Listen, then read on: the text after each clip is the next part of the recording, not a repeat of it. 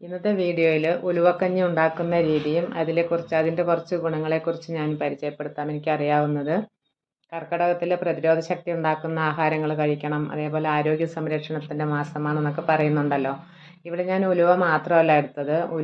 ഉലുവയും ഒരു 6 സ്പൂൺ ഉലുവയും 1 ഗ്ലാസ് പച്ചരിയും 1/2 ഗ്ലാസ് ചെറുപയറും, ഇത് മൂന്നും കൂടെ ചേർത്തു. അപ്പോൾ നമുക്കതിൻ്റെ ഗുണം കിട്ടും. അപ്പോൾ ഒരു നല്ല കയ്പ്പ്. നമുക്ക് ഉലുവ മാത്രമാണെങ്കിൽ ഉലുവ മാത്രം, പച്ചരി ഉലുവയും മാത്രം ചേർക്കാം. ഇതിൽ ഉലുവക്കഞ്ഞി കുടിക്കുമ്പോൾ ദഹനത്തിന് മെച്ചപ്പെടുത്തും, ശരീരഭാരം കുറയ്ക്കാം, പ്രമേഹമൊക്കെ നിയന്ത്രിക്കും.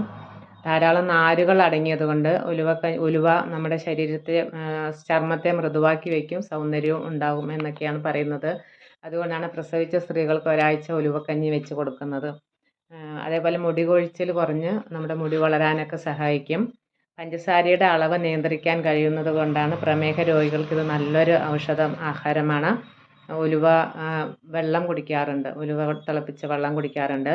സ്ത്രീകൾക്ക് ഈസ്ട്രജൻ ഹോർമോണിൻ്റെ ഉൽപ്പാദനം വർദ്ധിപ്പിക്കാൻ കഴിവുള്ളത് കൊണ്ട് ആർത്തവ സംബന്ധമായ എല്ലാ അസുഖങ്ങൾക്കും ആ സമയത്തുണ്ടാകുന്ന വയറുവേദനയൊക്കെ കുറയാൻ ഉലുവക്കഞ്ഞി നല്ലതാണ്. അതേപോലെ ഉലുവ വെള്ളവും ആ സമയത്ത് കുടിക്കുന്നത് നല്ലതാണ്. ഏതും ഒരു മിതമായ അളവിൽ ഉപയോഗിക്കണമെന്ന് മാത്രം.